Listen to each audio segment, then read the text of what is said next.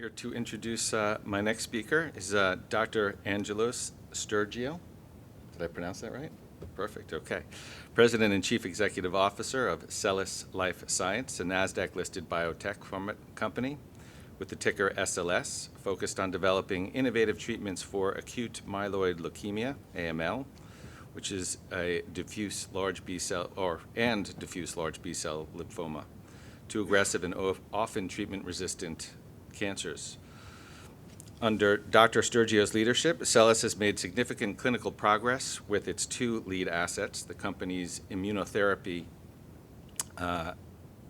galipipimut, yeah? Okay. GPS is in a pivotal phase 3 trial in AML, and encouraging interim data and a potential path to regulatory approval. Meanwhile, their CDK9 inhibitor, SLS009, has shown remarkable early activity in relapse refractory AML, particularly in patients with ASXL1 mutations, achieving a 100% response rate at the optimal dose in the subgroup. SELLAS is also exploring the use of SLS009 in DLBCL, while recent data in combination with zunibrutinib demonstrated a 67% overall response rate, more than doubling the benchmark for zunibrutinib alone. With multiple ongoing trials, strong biomarker-driven strategies, and the recent $25 million raise in January to support these efforts, SELLAS is well positioned for a transformative year ahead. Welcome, Doctor. Hello, everyone, and it's really great being in New Orleans. It's certainly a great benefit having my CFO who went to Tulane here and was able to show me around the city the last couple of days. So it's been fantastic, and again, thank you for hosting us today. Typical forward-looking statements that you're accustomed to. A little bit about SELLAS Life Sciences. So we're a late-stage clinical biopharma company based in New York. Our core mission is really to prolong patients' lives, and that is done through innovative treatments that we are developing and hope to get to the market, with an initial focus really in acute myeloid leukemia. We have two programs running, which I will talk about in more detail. One is galipipimut, or in short, GPS. It's a highly innovative immunotherapy that was developed at Memorial Sloan Kettering Cancer Center that targets Wilms tumor 1, which again I'll describe and talk about in a minute. But I think the key point here is that we're in a phase 3 trial in patients in second complete remission, so as a maintenance therapy. It's a trial where we enrolled 126 patients in the phase 3 trial. We just passed our 60-patient interim analysis that was viewed both for futility, efficacy, and safety, and we're now looking for a final readout at 80 events, which will materialize most likely this year.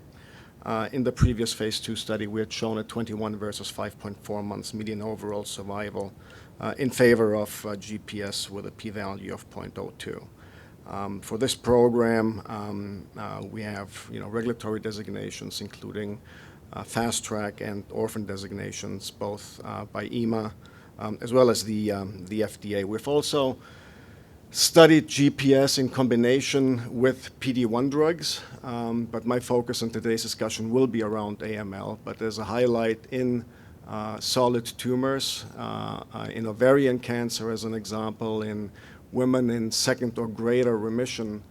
We combined it with pembrolizumab, and we're able to show at 2 years a progression-free survival of more than 30% in women versus ordinarily what you would see 3 to 10%. But again, our focus is really in acute myeloid leukemia.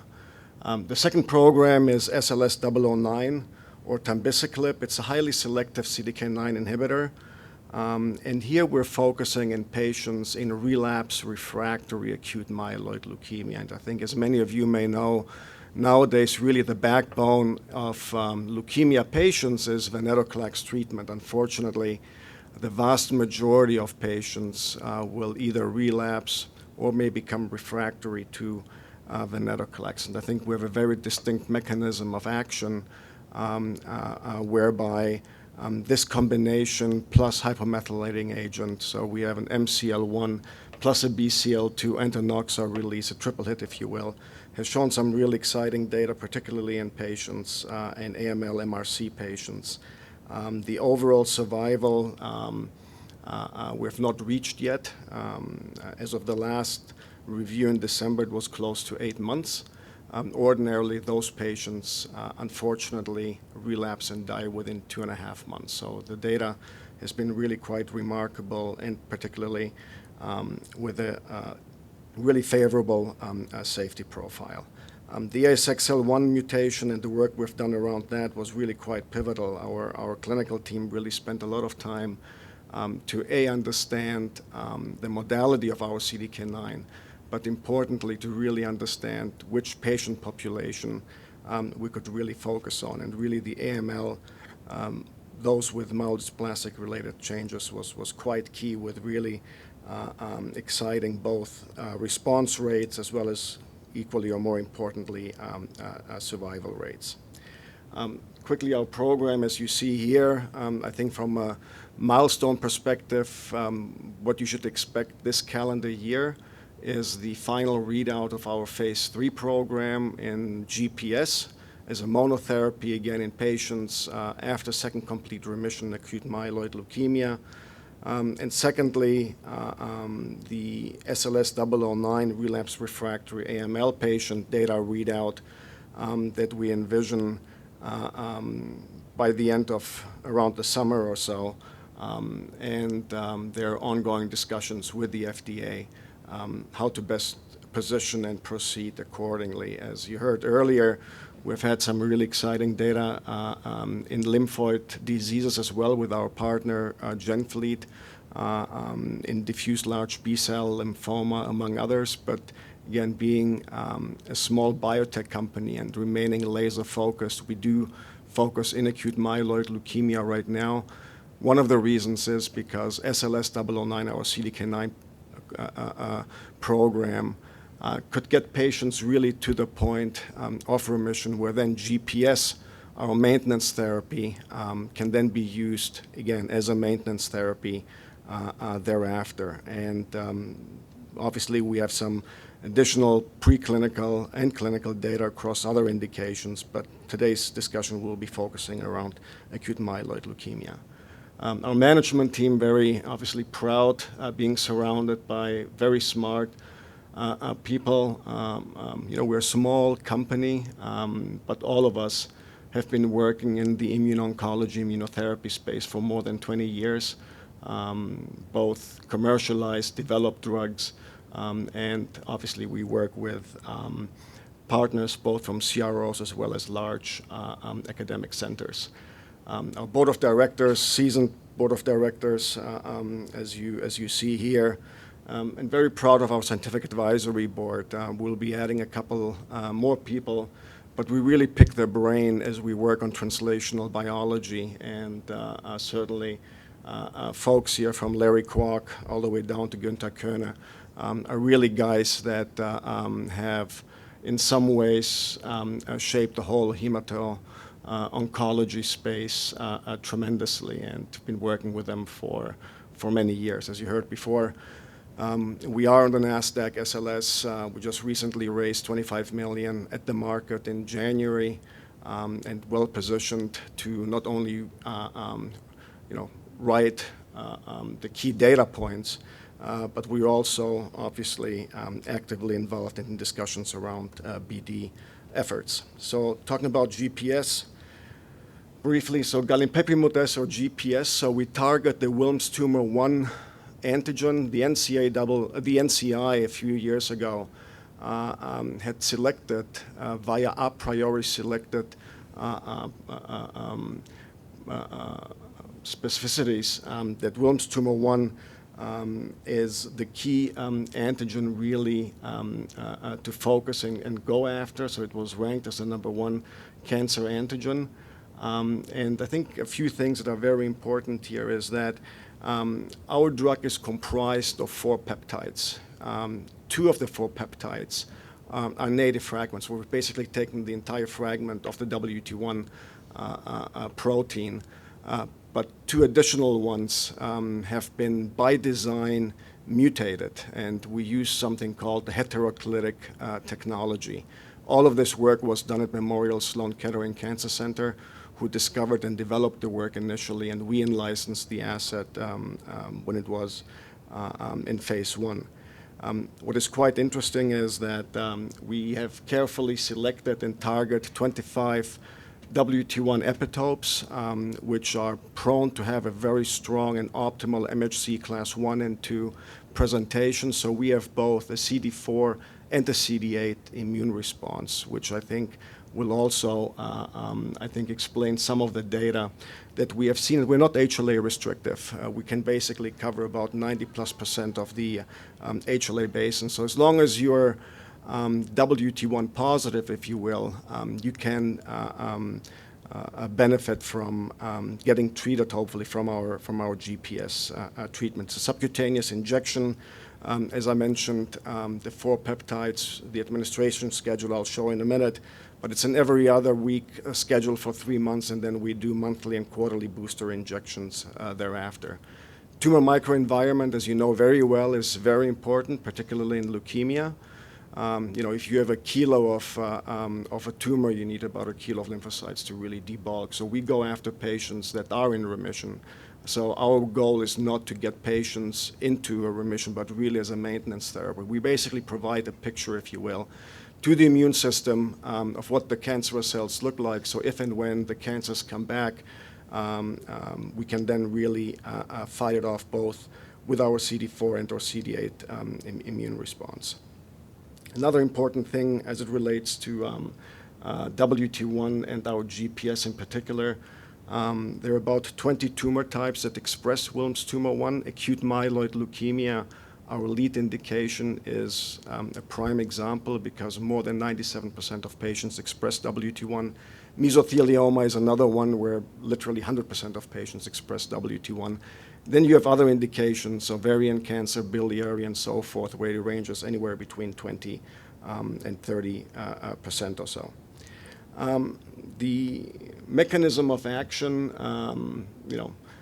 it's a subcutaneous injection. We have antigen-presenting cells, the dendritic cells, macrophages, and so forth, that present to the CD4, CD8, and really activate them. And as a result, we have seen killing of cancer cells. But one additional thing was very important when we did the myeloma study, and we were able to use, if you will, more sophisticated immune work. We had also seen that there is multi-epitope and broad cross-reactivity to the entire WT1 protein. So in addition to the 4 peptides that patients had been treated with. On the development program, we initially started the study at Memorial Sloan Kettering as an immunotherapy, as a open label study versus standard of care. Across all ages, we had seen close to a 70-month median overall survival versus what you would expect between 17.5 to 25 months.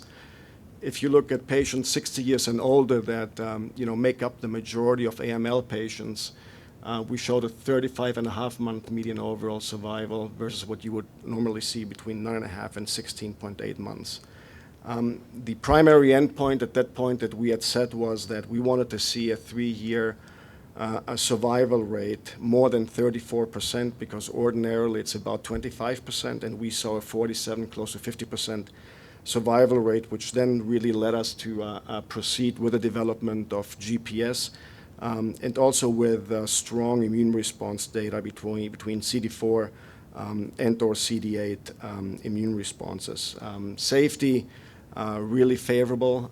I think the best analogy I could give you is to a flu shot or a COVID vaccine. You see a rash at the site of injection that subsides within a few hours. You may feel a little fatigued, but as I said, I think the best analogy I can give you is a flu shot or a COVID vaccine. So that was in the CR1 setting. We then moved into the CR2 setting at Moffitt Cancer Center, Here we saw, again, quite striking data, both survival and progression-free survival, 21 versus 5.4 in the overall and 10.5 versus 4.3 in the relapse-free survival in 25 patients that really had similar morphologies and risk factors. I think the key really, as I alluded to before, with GPS is the fact that patients ought to be in remission. I'm going to stress it again, we're not here to debulk disease. We're really here as a maintenance therapy, once patients are in remission, to keep prolonged survival. With all of that and additional diligence that we obviously did, we approached the FDA for a trial in patients in CR2. CR2, in our view, is an entry point really to get our foot in the door, if you will. And from a life cycle management perspective, as we have CR1 data that I showed you before, to then also push into the CR1 setting, but also in patients after stem cell transplant, because it is a safe approach to potentially add that on top of that. So the phase 3 trial, we've enrolled 126 patients. As I mentioned, we just recently passed the 60-patient interim analysis. The IDMC reviewed safety, efficacy, and futility.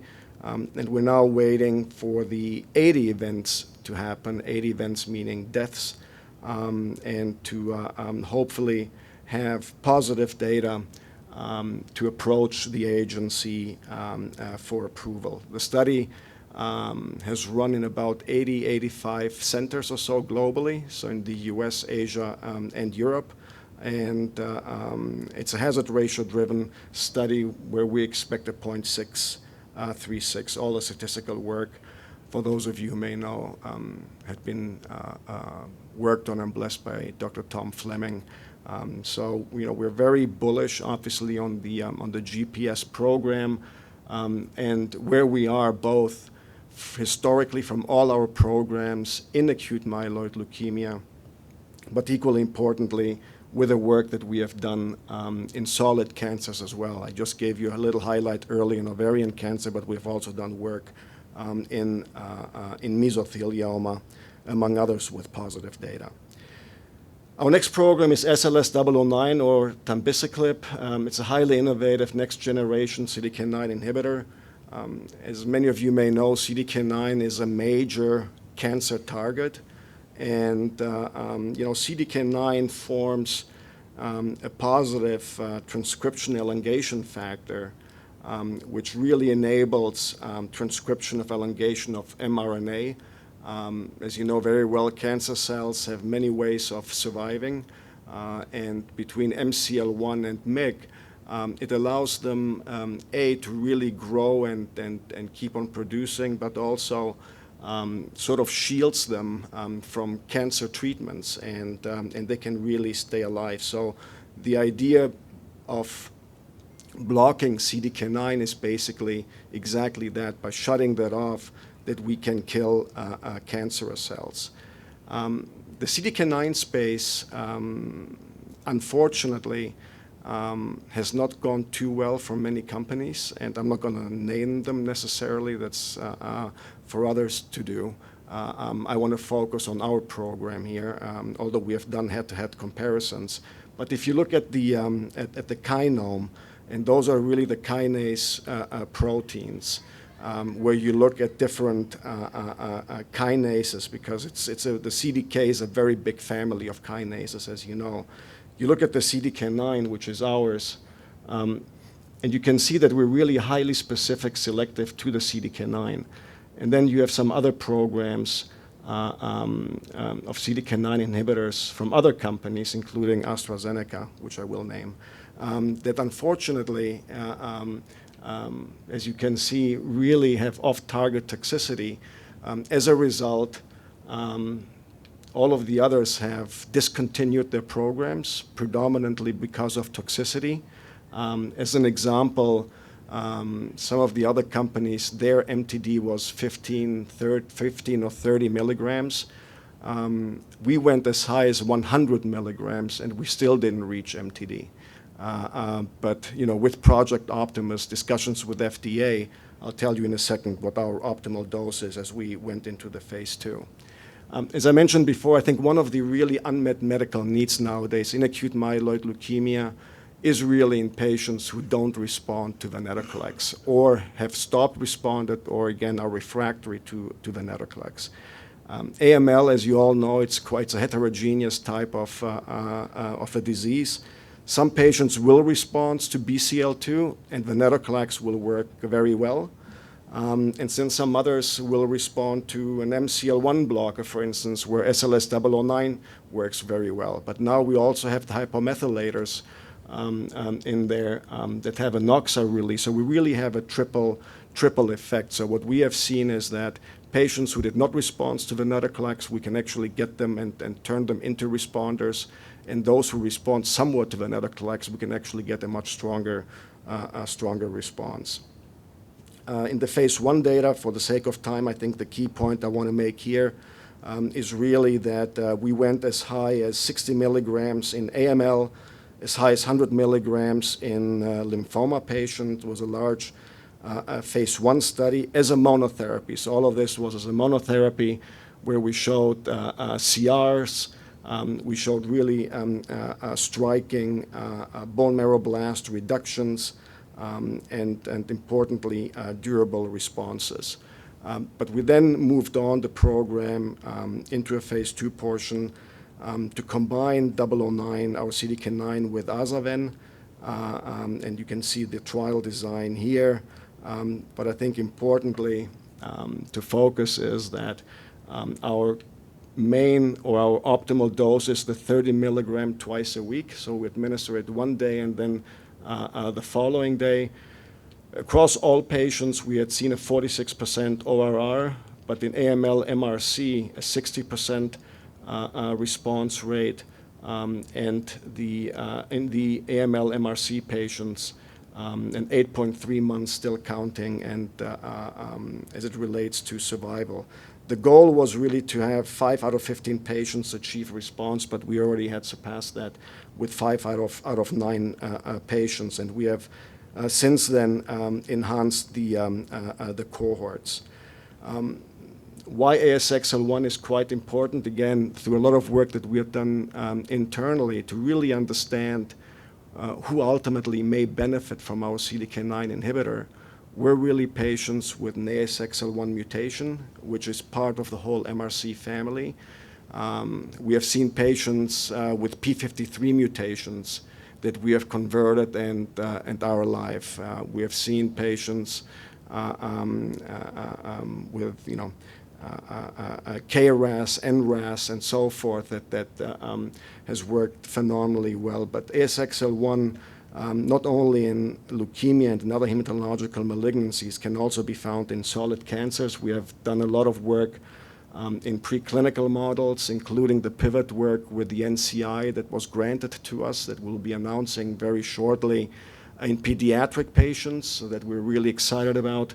But we're going to be providing data, as I mentioned, by the summer of the phase 2 program in totality with our 009 program in AML and the resulting discussions with the FDA. So in short,